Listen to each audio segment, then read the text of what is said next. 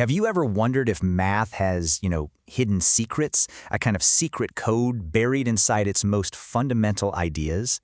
Well, it turns out it totally does. Today, we're going on a code-breaking journey to uncover the secret DNA of polynomials. So, let's get started. So let me ask you this.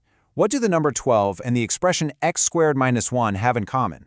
I mean, at first glance, not much, right? One's a number, the other's, well, it's algebra.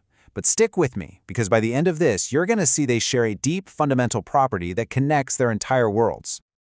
Okay, so to answer that question, we first need to look at something we're all a bit more familiar with, the secret structure hidden inside just regular old numbers. Let's take a number like 84. We can break it down, right? We can split it into 2 times 42. And then we can break down 42 into 2 times 21. And we keep going until we just can't break it down any further. What are we left with? These fundamental building blocks, 2, 2, 3, and 7. These are its prime numbers. And this isn't just a neat party trick, it's a fundamental law of mathematics. Any number can be broken down into a unique set of prime factors. It's like its own special DNA fingerprint. Seriously, no other number has the exact same prime DNA as 84. This idea of a unique code, that's key. So let's bring this idea back to our original mystery. If numbers have this DNA, could polynomials have it too? Well, to find out, we're going to need to assemble a special toolkit. The first tool is something that might feel a little familiar.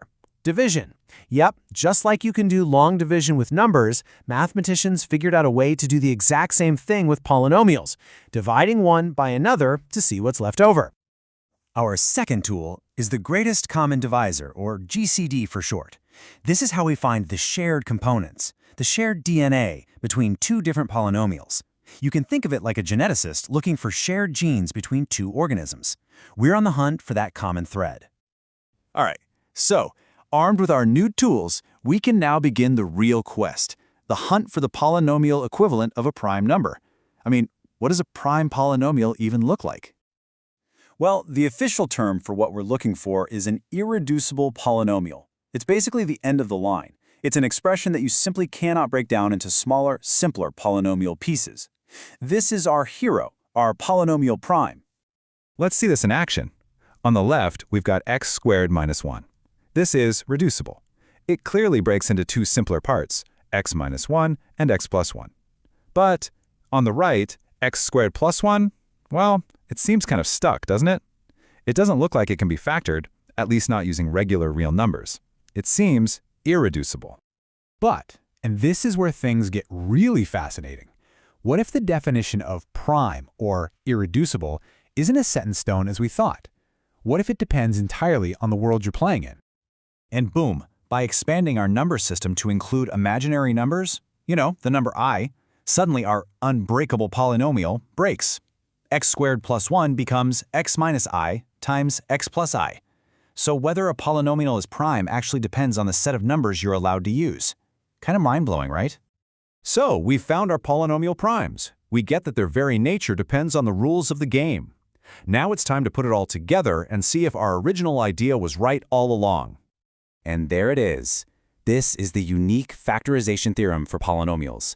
Just like every number has its own unique prime factorization, every single polynomial has a unique factorization into its irreducible parts. This is the grand connection, the secret code we've been looking for. So what does this all mean? It means our analogy was spot on. Polynomials really do have a secret DNA. They can all be broken down into a unique signature of irreducible primes. The answer to our opening question is that both 12 and x squared minus 1 can be uniquely broken down into their fundamental building blocks. So, how do mathematicians actually do this? I mean, finding these irreducible parts can be really hard. But luckily, they've developed some incredibly clever tools to act as shortcuts. Let's take a quick peek into the pro-level gear. One of the most elegant tools is called Eisenstein's Criterion. It works just like a detective's checklist. So for any polynomial, you just run down the list. First, you find a prime number, let's call it p. Then you ask, does p divide all the numbers in the polynomial except the very first one? Does p not divide that first one? And finally, does p squared not divide the very last number? And here's the best part. If your polynomial passes that test for even one single prime number, you are guaranteed that it's irreducible. It's a done deal. No more guesswork. It's an absolutely incredible shortcut that saves a massive amount of time and effort. So we've seen that this hidden, beautiful structure connects simple numbers and complex polynomials. It really makes you wonder, doesn't it? If this deep DNA-like code exists here, what other secret languages and hidden structures are just waiting out there to be discovered throughout the world of mathematics?